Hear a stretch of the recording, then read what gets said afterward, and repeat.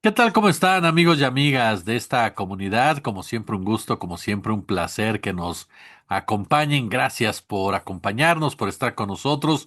Y uno de los temas que se registró el fin de semana y que sin duda alguna atrajo nuestra atención es la salida de Adán Augusto de la coordinación de los senadores de la Cuarta Transformación.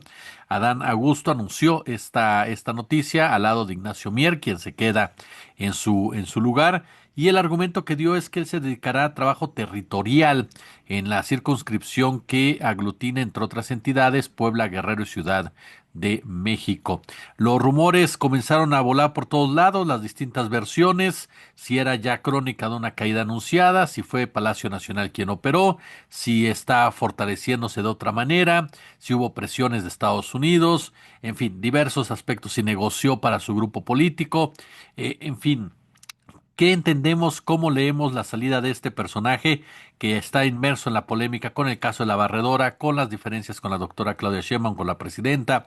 Mi querido Emanuel Canellada, siempre es un placer recibirte en esta comunidad. ¿Cómo estás? Muy bien, Jesús. Al contrario, el placer es mío. Siempre platicar contigo de cualquier cosa es una maravilla. Igualmente, amigo querido. Oye, pues por ahí comenzaría. ¿Qué lectura le das a esta salida de este Adán Augusto, quien hasta hace poco fuera considerado pues el segundo hombre con más poder dentro de la 4T? Yo sí creo que se está operando desde Palacio Nacional. Yo sí creo que tiene que ver con una, una operación de ir desplazando de lugares claves a personajes incómodos. El anterior fue Gertz Manero, lo premian entre comillas con una embajada, y ahora el tabasqueño, que a mí me parece que sí ya pesaba mucho. Son demasiados escándalos, principalmente la conexión con con la barredora, que es muy difícil de ocultar. Se puede decir que no sabía, pero lo mismo que Felipe Calderón decía que no sabía que su secretario de seguridad estaba operando con el narcotráfico, es el mismo ejemplo, es el mismo caso, no podemos hacer, no nos podemos cegar. Pero además, todos estos escándalos como gobernador en Tabasco, un personaje que además no concuerda con esta línea que a mí me parece que representa Claudia Sheinbaum dentro de Morena. Tenemos que entender que Morena es una organización muy compleja, que está llena de frentes, incluso frentes que en principio podrían ser innegociables, ¿no? Toda toda esta parte de expriistas, expanistas que llegan a Morena cuando Morena se convierte en una opción de poder real, ¿no? A los que pertenece precisamente a don Augusto, ¿no? Él llega en el 2004 al entonces PRD, y él todavía en ese momento estaba operando en el gobierno de Tabasco para el PRI, y era un operador además muy valioso. Creo que son personajes que están pesando mucho, que en un principio fueron útiles en cuanto a la necesidad de negociar con ciertos grupos, de alcanzar acuerdos necesarios para poder gobernar. No podemos ser puristas ni podemos ser ingenuos. Gobernar implica sentarse a negociar e implica ensuciarse las manos, eso es un hecho. Pero una cosa es esto. Y otra es que la 4T como proyecto cargue con ciertos nombres que a mí me parece que empiezan a apestar demasiado. El caso de Gertz Manero me parece que es muy claro, un tipo que negoció con las élites y que no persiguió a quien tenía que perseguir y que detuvo denuncias y procesos penales a favor de ciertas élites económicas y políticas de la oposición. Y lo mismo en otra tesitura, lo mismo creo que es el caso de Adán Augusto, alguien que a la presidencia de la República ya le estorbaba muchísimo, y no hay que olvidar que justo esta renuncia se da, creo que el mismo día que Claudia Sheinbaum, a su manera, regaña al al bloque de Morena en el Congreso y les dice, bueno, ella dice que no es un regaño, pero sonó a regaño, ¿no? Bajen pónganse a trabajar con el pueblo, porque una de las cosas que hizo Adán Augusto durante su presidencia de la bancada bueno, coordinación de la bancada, fue precisamente crear un grupo de élite, ¿no? Un grupo de una élite dorada de funcionarios tecnócratas al servicio de la bancada y de senadores muy alejados de lo que está tratando de hacer la 4T, ¿no? Oye, ese punto que mencionas, a fin de cuentas sí se necesita cierto pragmatismo, pero llegamos a un punto en el cual se fortalece la imagen entonces, o más bien dicho, el liderazgo de la propia Claudia Sheinbaum al tomar cierto control de lo que se puede considerar la operación política, o qué papel crees que juega un personaje como Ignacio Mier, que era cercano a Adán Augusto. Sí, yo sí creo que Claudia Sheinbaum poco a poco, en este año que lleva ejerciendo la presidencia, está tomando el control.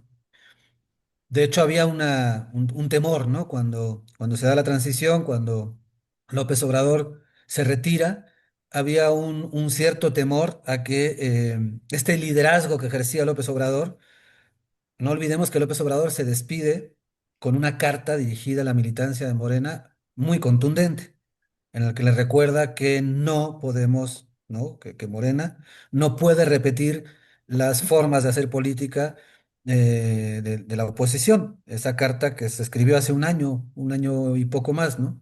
Que fue como una especie de advertencia, yo me voy, pero no se, no se desmadren, ¿no?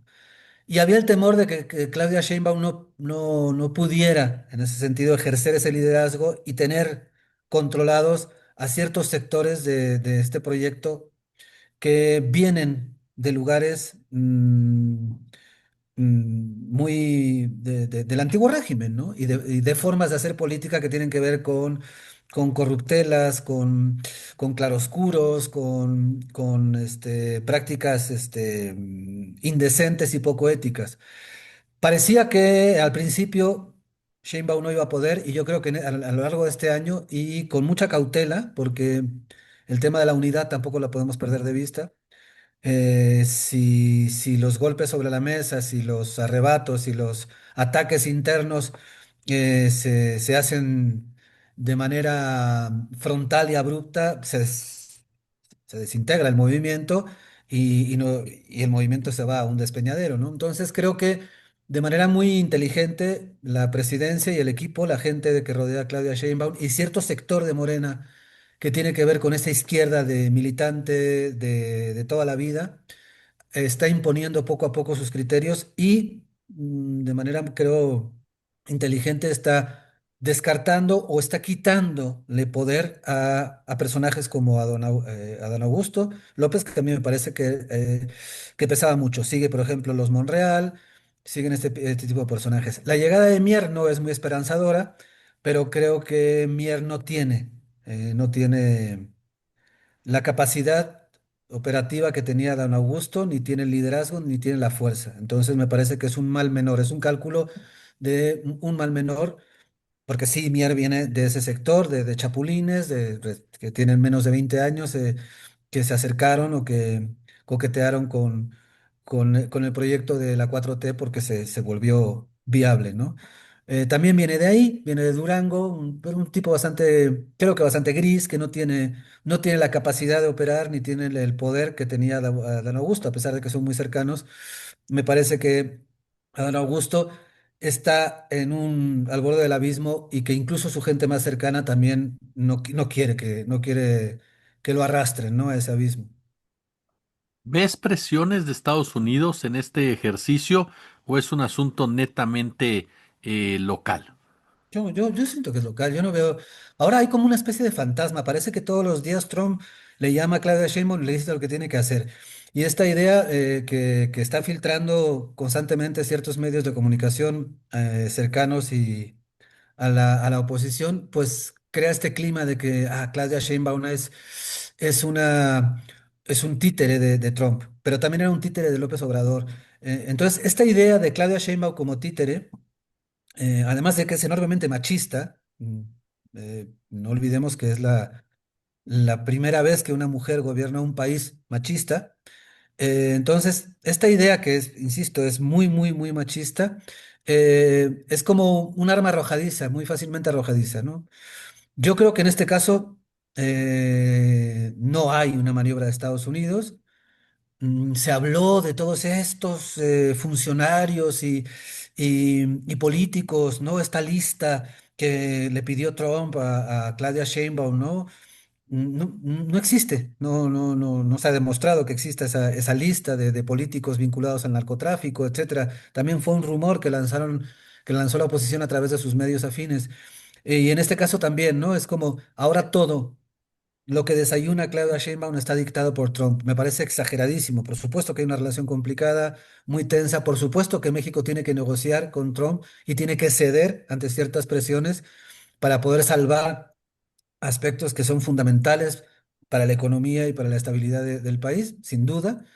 Pero me parece que esto es un asunto local y es el trabajo que está haciendo el grupo de Claudia Sheinbaum y Claudia Sheinbaum dentro de la 4T para alejar, quitarles poder, neutralizar en términos operativos cara al 2027 a personajes que huelen, que apestan y que están siendo señalados y alcanzados por cuestiones, por aspectos de corrupción y de falta de ética graves, serios, que sí pueden hundir o afectar seriamente el proyecto de la 4T. Y ante esto me parece que hay una operación muy fina para poco a poco ir neutralizando sin dinamitar el barco, que esto es lo complicado, ¿no? Sin dinamitar el barco, sin convertir estos casos en bombas que exploten al interior del proyecto y lo desarmen, ¿no? Entonces, creo que está haciendo un trabajo inteligente y muy fino por parte de ciertos grupos dentro de la 4T que están preocupados porque la 4T pierda el rumbo. Y por eso ese mensaje, ¿no? A mí me parece que no es casualidad que justo en el mismo momento en que a don Augusto López anuncia esto, su renuncia a la coordinación de la bancada. En esas mismas, más o menos horas antes, horas después, ahorita no recuerdo bien cuál es la secuencia, la presidenta les manda un mensaje, ¿no? a las bancadas de Morena y aliados de que se pongan a trabajar con la gente, de que bajen, de que aterricen y que se dejen de privilegios y de formas de ejercer el poder y la política, ¿no? Creo que no es coincidencia y creo que tiene que ver con poner orden cara al 2027, que ya está aquí a la vuelta y que va a ser fundamental para poder seguir sosteniendo el proyecto de la 4T. Las elecciones intermedias va a ser fundamental. Va a ser también un termómetro, ¿no? Ahorita mencionabas limpiar sin detonar el barco. Eh, ¿Qué tanto, qué tan profunda crees que pueda llegar a ser una acción de esta naturaleza? Y si ves decisiones, a final de cuentas, pasadas las elecciones del 2027, cuando ya tendríamos que ver un Congreso incluso con otros rostros por la Cámara de Diputados, tal vez más cercanos a Claudia Sheinbaum, a la presidenta, ¿qué tanto crees que eso implique de una forma u otra una afectación con los otros grupos que están ahí presentes? Pues bueno, está el tema de las famosas plurinominales que con la reforma electoral propuesta desde la presidencia, desde el Poder Ejecutivo, pues salen afectadísimas y obviamente partidos como el Verde Ecologista pues dejarían de tener, de ser esa bisagra con la que ha sido, ¿no? Históricamente, ¿no? Un partido como el Verde Ecologista que siempre ha sido bisagra, gracias precisamente al tema de los plurinominales, ¿no? Les ha permitido ser ese partido que en las cámaras altas y en la Cámara de Diputados y en la Cámara de Senadores, sobre todo la de Diputados, pues aporta votos necesarios para aprobar ciertos proyectos, etcétera. Saldrían muy debilitados estos partidos y creo que eso va a ser un frente. Claudia Sheinbaum y su equipo tienen que negociar con estos partidos que ahorita son aliados, el Partido del Trabajo, y que sí van a salir perdiendo en el 2027 si se aprueba antes la reforma electoral y desaparecen los plurinominales o desaparece igual una cantidad considerable de plurinominales, ¿no? Eso por un lado. Y por otro lado, creo que el 27 va a ser un termómetro muy interesante porque no a nivel federal creo que el proyecto va bastante bien y las encuestas de aprobación de la gestión de la presidenta Claudia Sheinbaum son claras, ¿no? Es escandaloso la cantidad de mexicanas y mexicanos que apoyamos el proyecto a nivel federal, pero a nivel municipal y a nivel estatal hay, hay gestiones que son pésimas, terribles, con el logotipo de Morena y de la 4T. Y esto es un hecho. Y tiene que ver con chapulines que llegaron, que se instalaron a gobernar. No sé, pienso en Guerrero, por ejemplo, y ha sido terrible, ha sido pésimo, ¿no? El hecho de que en Guerrero se haya, por un error de cálculo, por estupidez o por corrupción, que se haya festejado al asesino de Figueroa, ¿no? Pero ese tipo de errores que son gravísimos y que se dan en muchos estados y a nivel municipal también, porque llega gente que un día antes de las elecciones se cambia la camiseta prácticamente, ¿no? Estoy siendo un poco exagerado, pero... Y creo que eso va a pasar factura. Y va a ser interesante ver cómo la 4T se plantea algo que, por ejemplo, gente militante como... em, Paco Ignacio Taibo dice, necesitamos autocrítica y necesitamos sacar a cierta gente del proyecto. Es cierto que Morena tiene un problema de cuadros y en todos estos años en el poder, desde que llegó a la Ciudad de México y posteriormente a la presidencia, que ya son, estamos hablando ya de muchos años, de un cuarto de siglo, no ha logrado crear cuadros sólidos para aspirar a cargos de elección popular a nivel municipal, a nivel eh, gobierno de estado, etcétera. Sobre todo hablando del interior de la República, ¿no? Y esto ha sido un problema que de pronto se ha tratado de solucionar con los chapulines. Chapulines que llegan prometiendo al proyecto de la 4T votos, etcétera, ¿no? Pero algunos de ellos están resultando verdaderamente un lastre para la 4T. Y en el 2027 el mapa de la República, sacando el gobierno federal, yo creo que se va a reconfigurar y va a haber voto castigo en algunos estados y en algunos municipios. Lo va a haber, porque ha habido gestiones verdaderamente vergonzosas en las que se ha repetido y se ha continuado con prácticas que contradicen todo el discurso sostenido por el proyecto de la 4T. Entonces, creo que eso también va a ser un llamado de atención interesante y esperemos que la 4T lo entienda para seguir con este proceso de limpieza y sobre todo para no repetir el error de invitar a ciertos sujetos que han resultado pésimos, ¿no? Mi querido Manuel Canellada, siempre es un gusto platicar contigo, amigo. Muchas gracias por tomar nuestra llamada. Al contrario, gracias a ti, te mando un abrazo y también un saludo a toda la audiencia. Gracias.